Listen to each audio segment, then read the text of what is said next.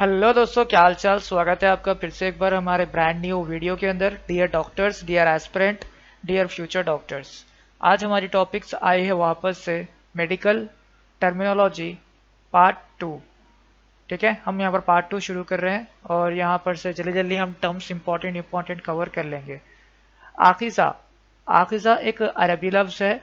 मुदर्रिका, जमूद, आप ना ये वर्ड से वाकिफ होगे, जैसे कि जनरल मेडिसिन में आपने पढ़ा होगा जमूद का मतलब।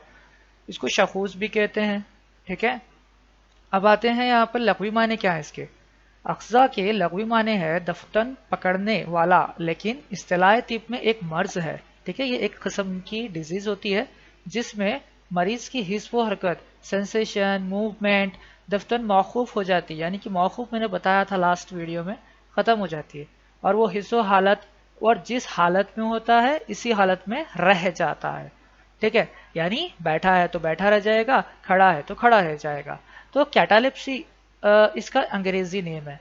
तो थोड़ा सा यहाँ पर फोकस करते हैं हम कैटालिप्सी के अंदर। ठीक है, और यहाँ पर समझने की कोशिश करते हैं कि ये अंग्रेजी में क्या कहता है। Catalepsy involves a loss of voluntary motion, muscle rigidity, fix posture and decrease sensitivity to the pain. यहाँ पर तीन चीज समझने वाली है। मसल्स में रिजिडिटी आ जाएगी, सख्ती आ जाएगी, वॉलेंट्री मोशन जो हमारे मसल्स का है वो लॉस हो जाएगा। ठीक है, जो पोस्चर में वो रहेगा वही पोस्चर में वो वैसे के वैसे ही रह जाएगा, और यहाँ पर पेन की सेंसेशन लॉस हो जाएगी। समझ रहे हो, एक ऐसा मर्ज है जिसके अंदर रिजिडिटी आ जाती है, मसल्स में अकड़न आ जाती है, मोशंस खत्म हो जाते हैं। ठीक, इसके थोड़े से साइंस एंड सिम्टम्स देखते हैं। Decrease slow motion movement, decrease muscles control, decrease sensitivity to pain. ठीक है, जरा इंपॉर्टेंट वाले है, ये समझ लेना। अब देखिए सेकेंड आता है अपना आजार। ठीक है, आजार क्या होता है। ठीक है, आजार क्या होता है, मर्ज को बोलते हैं, मर्ज, डिजीज। ठीक है, अब इसका टर्म लेते हुए यहाँ पर अटैचमेंट होगा। क्या अटैचमेंट होगा, आजारे तलखाह, ये फारसी लफ्ज़ है। इसको एक्चुअल बोला क्या जाता है, मर्ज इरखान, यानी जॉन्डिस। जॉन्डिस क्या होता है, yellowish discoloration of the skin, यानी कि इसके अंदर स्किन आपकी येलो हो जाती है। लेकिन ऐसा क्यों होता है, due to the accumulation of कौन सा पिगमेंट। कमेंट सेक्शन में करके बताना कि कौन सा पिगमेंट होता है। जैसा कि ये नॉर्मल है, आप यहाँ देख सकते हो, और यहाँ पर है येलोइश डिस्कलरेशन। ठीक है, इसको कहते हैं आप जॉन्डिस। ठीक, जॉन्डिस सिम्टम है या फिर डिजीज है, क्या है बताना यहाँ पर कमेंट सेक्शन में आप। ठीक, दो सवाल पूछे हैं मैंने, याद रखना। अब आ जाते हैं हम कश्क। ठीक है, इसको एक्चुअल है क्या, आश। आश आपने पढ़ा होगा अगर आपको रिमेंबर है तो। जैसे कि आश का, सिर्फ आश पढ़ते हैं हम, आश का मीनिंग क्या होता है, काढ़ा। ठीक है, शोरबा, हरीरा, ठीक है, वगैरह, यानी वो पकी हुई पतली चीज। ठीक, अब ये इंग्लिश में क्या बोलते हैं इसको, क्रूएल पोटेज, यानी अदविया का गलीज जोशांदा। जोशांदा मैंने पढ़ाया था, आपको याद होगा। ठीक, अब आगे बढ़ते हैं। आशे बचकान, अगर यहां पर हम आएंगे, बचकान का मतलब बच्चा। ठीक है, आशे बचकान, आश का मतलब क्या बता दिया मैंने, आराम से समझ लो, गलीज जोशांदा, या फिर आप क्या बोल सकते हो, हरेरा, शोरबा। ठीक, अब यहाँ पर एक वर्ड आएगा, वो क्या है, चुंदबेत सतर। ठीक है, ये क्यों आ रहा है, किस लिए आ रहा है, कैस्टर। ठीक, तो अब आगे बढ़ते हैं। चुना चाहिए दवा बतौर दाफा तशन्नुज, मतलब कन्वर्जन। ठीक है, कन्वर्जन, कन्वर्जन में दाफे करने के वास्ते, यानी कि उसको दूर करने के वास्ते यूज किया जाता है कौन सी दवा, चुंदबेसतर, कैस्टर। ठीक है, किसमें, तशन्नुज में, कन्वर्जन में यूज किया जाता है इसको। और क्या बोलते हैं, उम्मुल सबियान, बच्चों का मर्ज, बच्चों को ज्यादती दी जाती है, इसलिए इसका नाम से मशहूर है। डन, आ गया समझ में कंसेप्ट। कैस्टर ऑयल जुंदबेत सतर दिया जाता है आपके कन्वर्जन्स में, ये इंपॉर्टेंट है, आपको याद रखना होगा। उम्मुल सबियान आईआईपी जेट में पूछा जाता है। Let's move. आश से अब आ जाते हैं आशे जो। जो का मतलब क्या होता है, बारले। इसको एक और नाम बोलते हैं अरबिक में, माउल शीर। ठीक है, उबला हुआ पानी, जो का। डन, आशे दकीक, ये क्या नाम है, ये फारसी लफ्ज है, ठीक है। चावलों की जो आश, चावलों की आश का मतलब क्या होता है, चावलों का पीच, पीच पानी, ठीक है, उसको कहा जा रहा है, राइस वाटर, समझ लो। अब आते हैं थोड़े इंपॉर्टेंट टर्म्स के ऊपर, ठीक। अबेंड, जरा हटा दूंगा, अबेंडोमेंट या अबेंडेंट, तर्क, अदम, छोड़ देना, ठीक। एब्डोमेन, बदन, शिकम, पेट, ये इसके सैनोनिम्स है, यहाँ देखते रहना आप लोग। और मैं एक पहले यहाँ से रिव्यू दूंगा और उसके आगे आगे पूरा एक्सप्लेनेशन करूंगा। एब्डोमिनल कैविटी एनाटॉमी अगर हमारे क्लास अटेंड करी होगी तो आप समझ सकते हो यहाँ पर, ठीक है। एब्डोमिनल ड्रोप्सी, इस्तिस्काए जिद्दी। What is stomach dropsy, dropsy क्या मतलब क्या होता है, dropsy refers to the swelling of the soft tissue in a body cavity, यानी कि बॉडी कैविटी के अंदर सॉफ्ट टिश्यू का स्वेलिंग होना ड्रॉप्सी कहलाता है। सच एज कौन सी cavity, abdomen, due to the accumulation of, क्यों होता है ये, वाटर या फिर अदर फ्लूइड का एक्यूमुलेशन यानी कि जमा होना, वो कहलाता है आपका ड्रॉप्सी, ठीक है। अब आते हैं कहां पर, इधर साइड आ जाओ, एब्डोमिनल हर्निया, ठीक है, एब्डोमिनल हर्निया। अगर हम एब्डोमिनल हर्निया की बात करें, पहले बात तो हर्निया का लफ्ज समझते हैं क्या होता है। ये आता है आपका, आपको यूनानी में क्या कहा जाता है, फतह, ठीक है। अगर हम बात करें पूरा टर्म तो फतह है मुराखल बतन, ठीक है। क्या है ये, आगे चल के पढ़ेंगे हम। एब्डोमिनल थीसिस, पेट की सिल, इसका एक और नाम क्या है, टीबी, ट्यूबरकुलोसिस, एब्डोमिनल ट्यूबरकुलोसिस की यहाँ पर बात की जा रही है, ठीक है, एब्डोमिनल टीबी। लेकिन बात यहाँ पर यह है कि the main organism that is the, क्या है, टीबी का ऑर्गेनिज्म माइकोबैक्टीरियम, क्या होता है, ये कहाँ इफेक्ट करता है, जनरली लंग्स में, ठीक है। तो फिर ये एब्डोमिनल में टीबी का मतलब क्या हो गया सर, ये एक्स्ट्रा है, एक्स्ट्रा पल्मोनरी, ठीक है, इसके बारे में भी आगे डिस्कस करेंगे।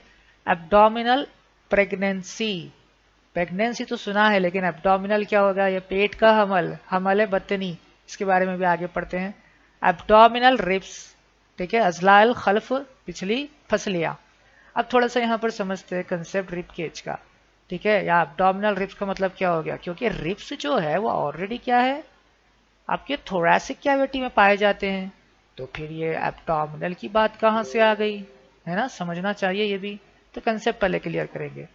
रिब्स कितने होते हैं टोटल, 24, और ये पेयर में होते हैं तो 12, ठीक है, 12 का पेयर होता है। पेयर का मतलब क्या हो गया, जोड़ा, यानी कि एक साइड 12 और एक साइड 12, यहाँ देख सकते हो आप, ये एक साइड 12, ये एक साइड 12, ठीक है। तो अब यहाँ पर ना रिब्स को थोड़े अकसाम में बांटा गया है, कौन से है वो टाइप्स, एक जनरल रिव्यू ले रहे हैं हम। ये लास्ट के जो दो दिख रहे हैं आपको, 11th और 12th, ठीक है, ये कहलाते हैं क्या, फ्लोटिंग रिब्स, ठीक है, फ्लोटिंग रिब्स, रिब्स 11, रिब्स 12, ठीक, ये कहलाएंगे आपके क्या, फ्लोटिंग रिब्स, यानी कि तैरने वाले, हवा में लटके हुए रहते हैं ये। कि इसको क्यों कहा जाता है, रिब्स का अगर हम अटैचमेंट पढ़ेंगे तो ये पीछे की तरफ वर्टिब्रल कॉलम से अटैच होते हैं, और सामने की तरफ अगर बात करें तो ये स्टर्नम से अटैच होते हैं, ठीक है, ठीक, ये होता है। लेकिन ये जो 11th और 12th है ये सिर्फ और सिर्फ वर्टिब्रल कॉलम से अटैच होते हैं, लेकिन सामने की तरफ अटैच नहीं होते, इसीलिए इसको कहा जाता है फ्लोटिंग रिब्स। और उसके बाद आते हैं आपके कंसेप्ट में ट्रू रिब्स, ठीक है, और आते हैं फॉल्स रिब। इसका मीनिंग क्या होता है, ट्रू रिब्स का मतलब होता है आपके जो रिब्स जो डायरेक्ट अटैचमेंट है आपके ब्रेस्ट बोन में। ब्रेस्ट बोन क्या होती है, स्टर्नम, ठीक है, स्टर्नम जो एंटेरियर की तरफ होती है, सामने की तरफ, ठीक। तो ये डायरेक्ट अटैचमेंट आप देख सकते हो, देखिए यहाँ पर अटैच है, अटैच है, अटैच है, ठीक, ये यहाँ तक तो अटैच है। जब बारी आ रही है 8, 9th, 10, ठीक है, आपके 8, 9, 10th रिब्स की, और 11, 12 भी इसमें शामिल हो जाएंगे वैसे तो। ये स्टर्नम से ना डायरेक्ट अटैचमेंट नहीं है, ये एक कार्टिलेज से अटैच है। ये जो दिख रहा है आपको ब्लू ब्लू, ये है आपका कार्टिलेज, तो इसे इसको क्या कहते हैं, कोस्टल कार्टिलेज, ठीक, ये इससे अटैच है एंटेरियर साइड में, इसीलिए उसको फॉल्स रिब कहा जा रहा है। तो ये जो हिस्सा है लोअर हिस्सा अपना, ये हिस्सा एब्डोमिनल रिब्स कहलाएगा, क्योंकि ये एब्डोमिनल कैविटी को भी कवर करता है, साथ ही साथ ऊपर आपका थोरैसिक कैविटी।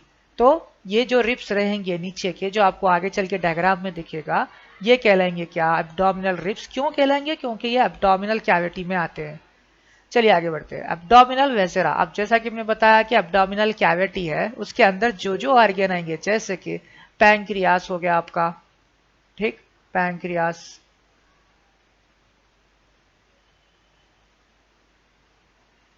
ये जरा मिट लेता हूं मैं रेस से,